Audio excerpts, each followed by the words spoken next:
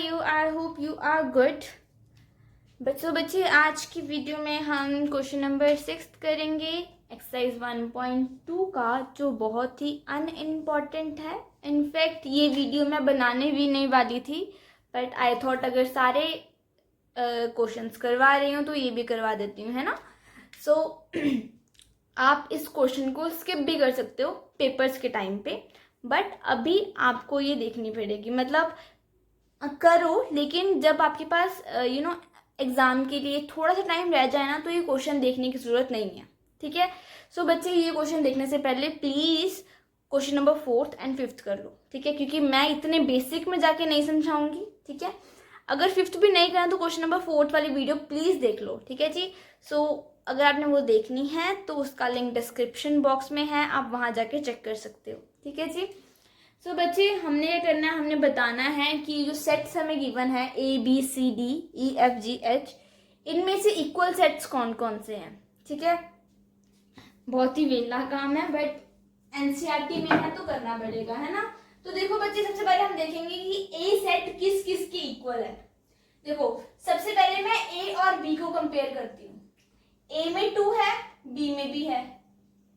ए में 4 है, बी में भी है. ए में 8 है, बी में 8 है, नहीं है.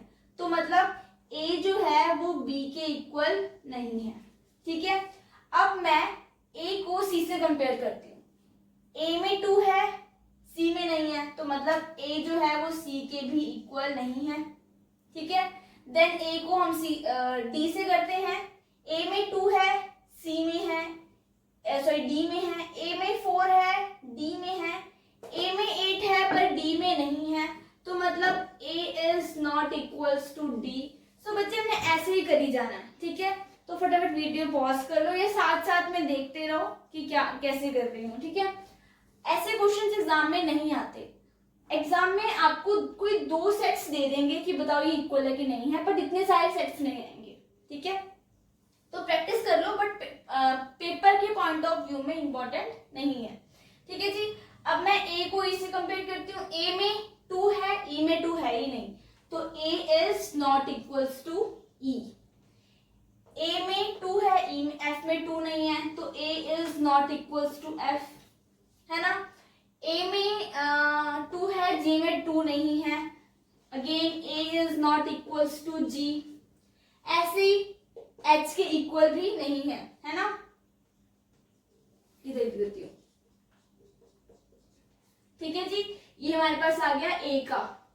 ए किसी के भी इक्वल नहीं है. अब बी का देखो. बी का मैंने ए से कर दिया है, तो फिर से करने की जरूरत नहीं है. देखो, बी और सी में देखो. बी में 4 है, सी में 4 है. सी में 8 है, बी में नहीं है, तो B is not equals to C.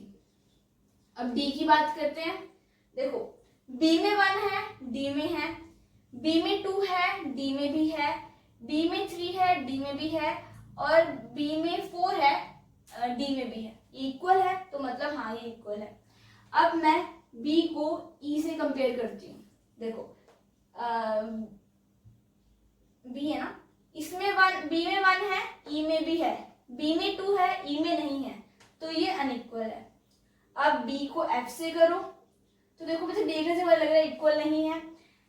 B को जी से भी इक्वल नहीं है, बी और एच भी इक्वल नहीं है. तो देखने से पता लग रहा है, देखो इसमें 2 एलिमेंट्स है, इसमें भी 2 है, इसमें कितने हैं, 4 है, तो ऑफ कोर्स इक्वल तो होंगे नहीं, है ना. अब सी की बात करते हैं. देखो बच्चे, यहाँ पे हमारे पास एक इक्वल आ गया है. ठीक है. अब सी की बात करते हैं. सी को पहले डी से करो. सी में 4 है, डी में है. सी में 8 है, डी में नहीं है, तो C is not equals to D, है ना. अब सी और ई की बात करें. देखो, सी में 4 एलिमेंट्स है, इसमें 2 है, तो ऑफ कोर्स इक्वल नहीं होंगे.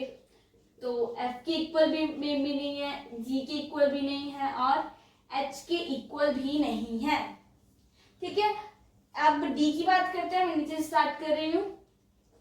डी को हम ई से कंपेयर करेंगे तो भी इक्वल नहीं आएगा. देखो, है ना. इतना ब्रीफ में बच्चे मैं नहीं जा रही हूँ कि इंपॉर्टेंट नहीं है. ठीक है. तो अब डी को अब एफ से कंपेयर करेंगे, तो D is not equals to F. D again is not equal to G and D is not equals to H again.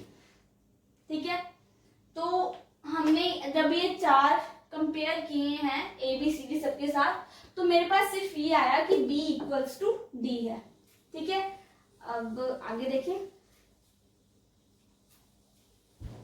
देखो E को F से कंपेयर करो, इक्वल नहीं है ना. E को G से कंपेयर करो, देखो E में -1 है, G में भी है, E में 1 है, G में भी है, तो E और G जो है वो इक्वल है. ठीक है, और बच्चे और कोई इक्वल नहीं है. ठीक है, E को कर लिया, F को कर लो. देखो यहाँ पे 0 है, किस इसमें 0 है, यहाँ पे A है, इसमें A नहीं है ना. G को देखो, G का सिर्फ E से बन रहा है, इससे नहीं बन रहा. सो बच्चे हमारे पास ये पूरा क्वेश्चन करने के बाद सिर्फ ये कंक्लूजन आया कि जो हमारे पास D है वो D के इक्वल है और जो हमारे पास E है वो G के इक्वल है. ठीक है, सो बच्चे विद दिस हमारा क्वेश्चन नंबर 6 खत्म हो रहा है. अगेन ये इम्पोर्टेंट नहीं है. इसके साथ हमारी एक्सरसाइज 1.2 भी खत्म हो गई है. इसके बाद एक्सरसाइज 1.3 की इंट्रो आएगी, वो पक्का देखना. ठीक है जी. So next video will be uploaded soon. Till that, stay tuned and keep learning. Thanks for watching.